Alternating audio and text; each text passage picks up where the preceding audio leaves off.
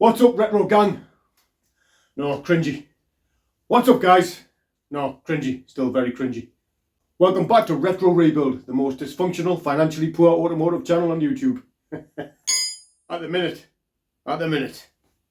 Welcome back to Carburation Day 2, Judgment Day. Carburation Day 2, Judgment Day. Thank you very much for all the comments and messages and ideas, and let's get some carburation in this situation. Right, I'm going to fiddle with this carb a little bit. I'm probably going to do the timing as well to try and get it running right and see if we can sort anything out with this carb. Then, might have a go at fitting the Zenith. Why not? Fit the Zenith carb, and we'll see if we can get a running on that. And then we'll talk about my plans at the end. But as always, I'm going to kick her over and make sure everything's sweet to make sure that anything I do hasn't caused what I've just done. You know what I mean? I don't want to do something now and think, you know what I mean? I'm going to see if it starts.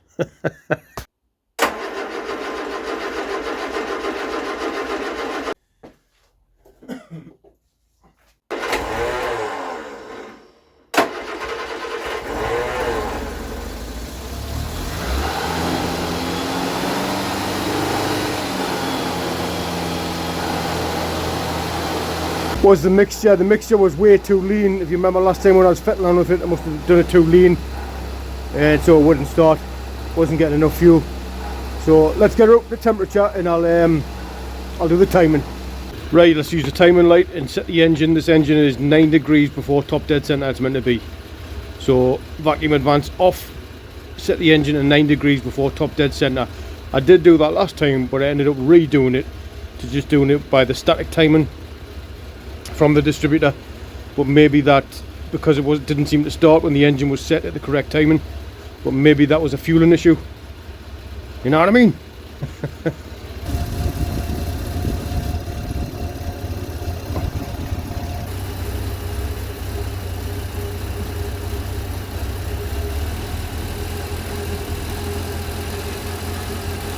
Right, that's a timing set at 9 degrees before top dead center. If you watch the videos regularly, you know that I stripped the carb down quite a few times and reset it to how the workshop manual said it should be, like the float level, the jet, the main inside of it and everything like that. But I've been mucking about with it so much that I went back and set the mixture screw back to where it says in the manual, which someone suggested as well. So I wound it in all the way and took it back out 2.5 turns. The return spring on the vacuum advance is working absolutely fine. I know a few people suggested that. I mean, I'm just mucking about. I'm having a bit of fun. A lot of people, there's 50-50 with these things, and everyone's got their own recollection of what things were like. Like, half people say these Strongbergs were great, half of the people say they were shit, and so on and so on. It's the same with everything, innit? All you can do really is try yourself.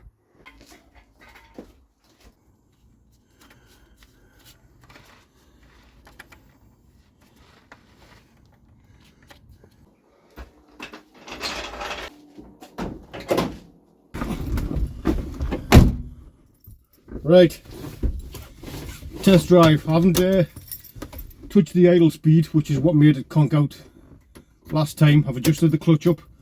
All I've done is set the clutch is nice and tight now.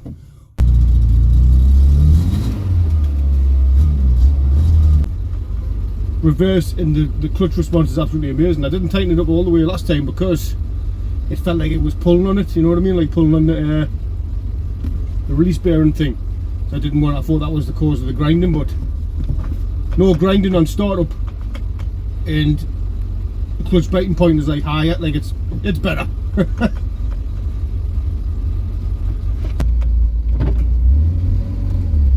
She is going into gears like a champ now, all from tightening it up, you know what I mean? Like last time I loosened it up because I thought that's what was causing the screech when it was spinning. I've enriched the mixture a little bit from the setting that I've just done. Still got a flat spot like when you go at the top, but not a flat spot straight away.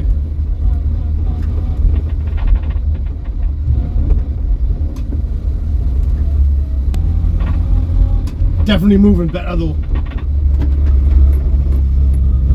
Put your foot down, bit of a flat spot. A lot of a flat spot. Is that because I've been second? Or because, look, no crunching or anything, absolutely brilliant. Just stop tightening it up.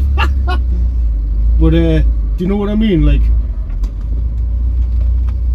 I slackened it off last time because I thought that's what was causing the grinding on startup.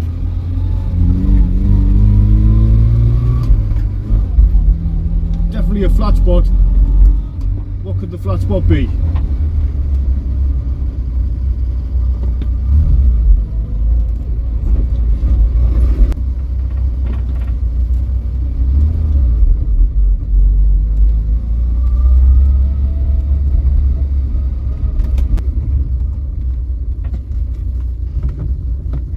Yeah, loving the gears not crunching. Clutch biting point's a little higher. Gears not crunching. Into gear like butter. Into gear like butter.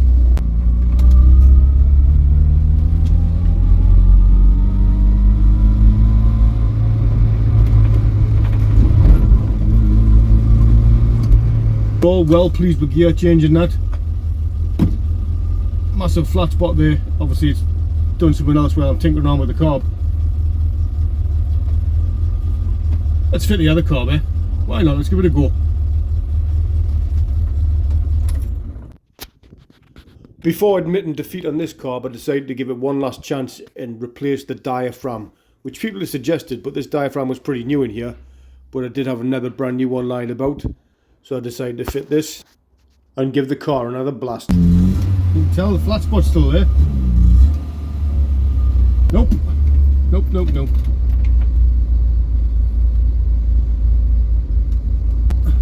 Yep, let's pop the other carb on. Let's give it a go. Why not? Why not? Right, let's take the Stromberg. Let's take the Stromberg off. The Stromberg 150, and we're going to fit the Zenith 30 IZ or 1Z. I don't know. Right, we're taking all this stuff off. First off, the oil breather pipe from the air filter to the thing. The air filter out. And the air filter box to come off, which is held in by two 1/2-inch bolts. Yes, 1/2-inch bolts, very convincing. Also the accelerator cable bracket, which is held in by the air filter bolts too. That's coming off. There is also the brake servo vacuum to come off, and the two bolts that hold the carb on. Oh, the vacuum advance for the distributor. If this is the last time this carburetor is on here, it won't be amiss the bolt to take out the back of it. You know what I mean? If anyone's ever... I'll tell you what, a fun game to play. Play a drinking game, listen to this video and take a shot every time I say, do you know what I mean? Fuel line to come out there. Make sure you get fuel all over your hand. And also the bolt that holds the fuel rail into the rocker, into the side of the rocker gasket, rocker head, rocker cover. Has anyone had this before? I actually pulled the brass fitting out of the fuel pump when I went to take the tube off it. If the brass fitting actually came out with the pipe with the tube, so here I am hammering it back in. Here's them two nightmare of bolts to get out of the carburetor, and it's off. Now there's 3 bolts that hold the side draft manifold into the head of the engine. Well, I have your attention. Please like and subscribe if you will while you're watching this video. No pressure. I'll wait. Go on. Go like and subscribe. Come on then! Well, I'm here. A massive thank you to the people who are liking and subscribing. And there is the inlet manifold for the side draft out. Giving it a bit of a clean up. Right, let's rebuild this carburetor quickly.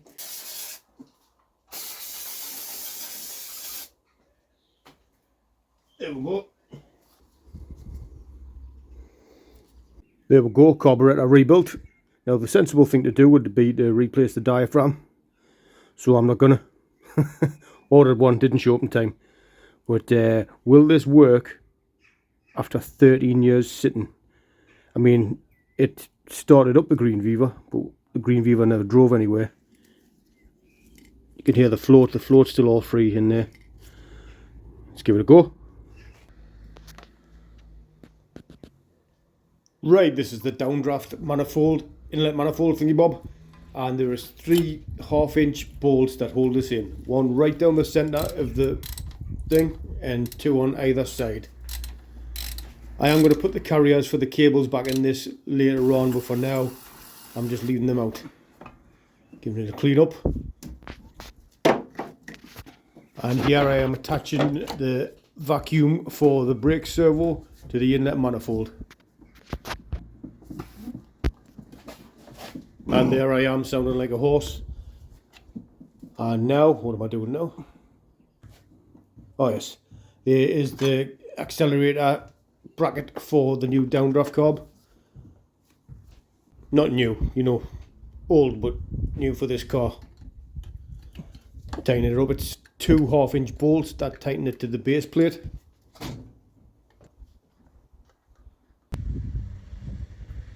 Here I am measuring up to cut for the new fuel line, because the fuel line for this is hard lined in, and it was hard lined into the old fuel pump. So I cut one side off the old fuel rail.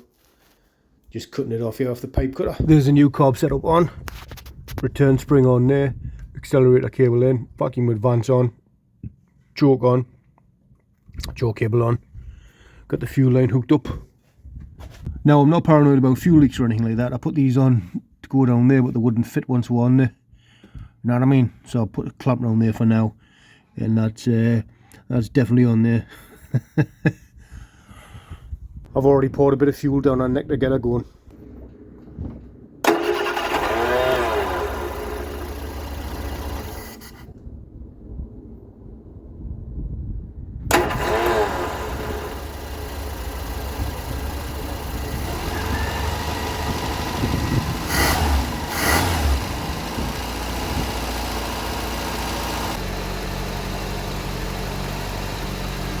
That is sounding pretty sweet, that like.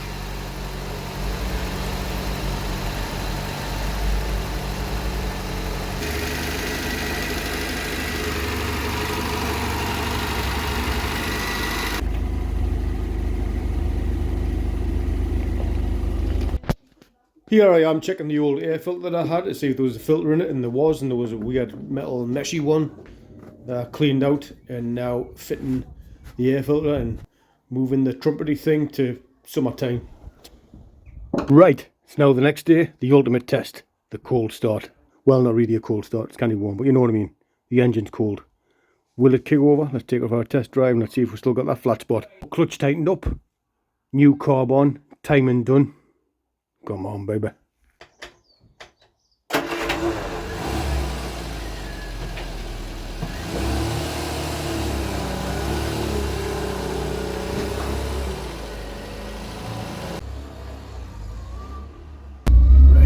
Here we go. I've got that clutch too tight. Whoa!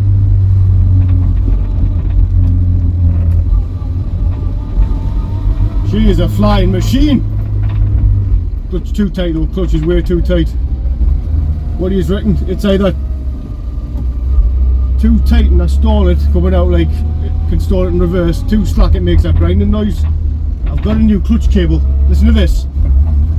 Whoa! Up speed! There it is over there.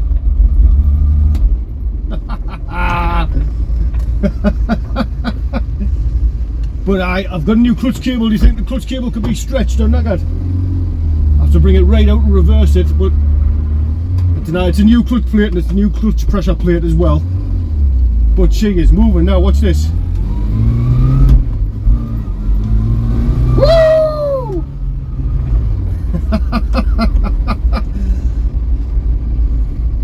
Unlike before. But yeah, clutch cable too tight. Will I replace the clutch cable?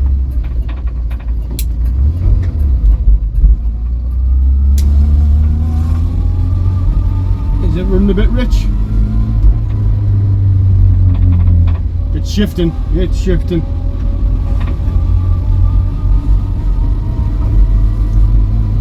She is shifting.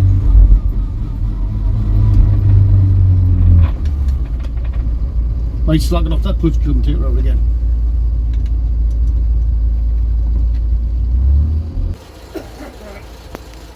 Why is it making that grinding noise when the clutch is pressed all the way in? I don't know, and you know, like when it's too tight, it kind of kangaroos. Well. Had to clutch slack and mag off a little bit. It does feel better.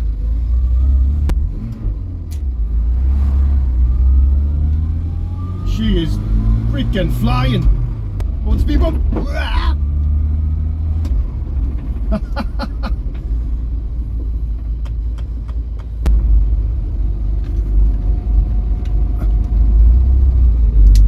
This old girl is moving.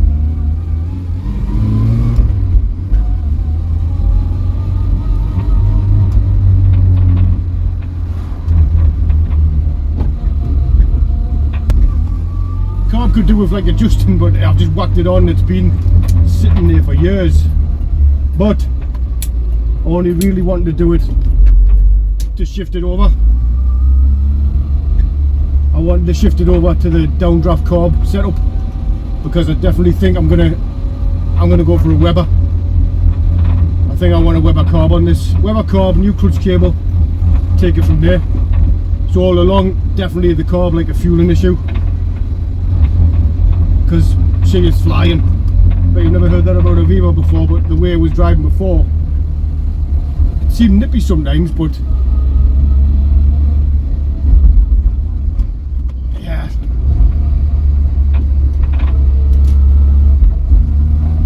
Woo!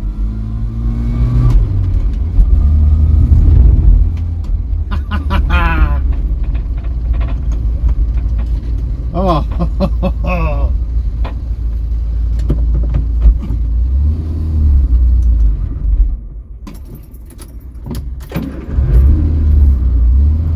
Getting used to that clutch.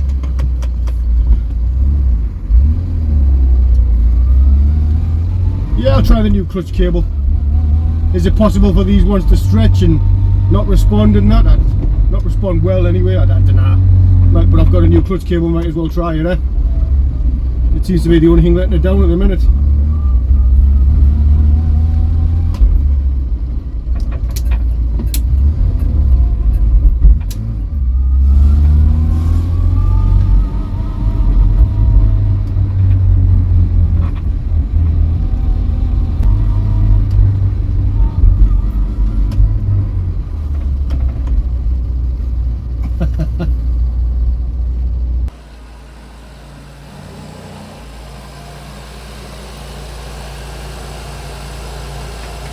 So why do I think my clutch is making that noise? When it's too tight, the car kangaroos a bit, and it's too loose, it goes. Do you think I should just change the clutch cable and see? Maybe that might be it. Who knows? Anyway, I'm off to buy a Weber carb now to put on this thing, and then we're gonna send it. We're gonna send it.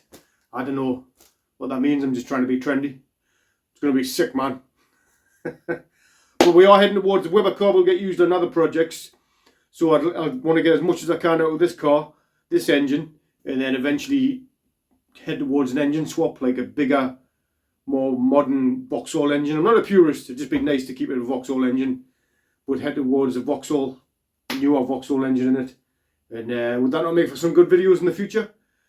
Anyway, for now, let's get the Weber ordered. Thank you all very much for watching. Please like, share and subscribe. Have a great day. I'll see you in the next one.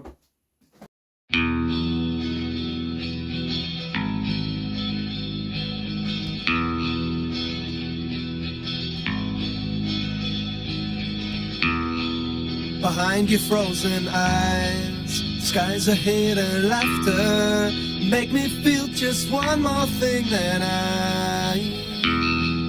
and even though that I despise the thing you're after, realize you're something more than and it's all